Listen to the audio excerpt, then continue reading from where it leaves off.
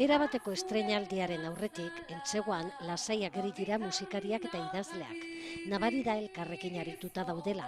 Juantxo Zeberio izan da ardatza. Juantxo eta bio Tolosan bizi gara eta askotan egoten elkarrekin eta esaten badaukat zera musika bat eta bidaltzen dit eta jarriek letra eta dutxa bat hartu eta gero, gauero, oberatu aurretik egiten zuen legez, hankak, besoak, soina eta burua kentzen zituen.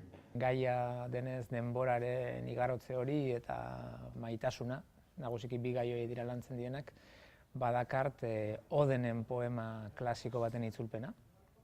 Eta gero baita ere, gaur espreski, gaur lehenbiziko aldez irakurriko dudan poema bat. Izango dana epe luzeko helburu eta nahiak. Zeberiok sortu du musika eta taldeak ondu. Hemen entzungo dana ez da nik egindako musika, baizik gero ensaio gelan eta ordu dexentetan musika horiek hartu duten bizitza propioa. Taldean, Asier Oleaga baterian, Beñat Barandiaran gitarrarekin, Itxaso Etxebeste basuan eta Elene Arandiaren ahotsa. Tenpora abiatu da.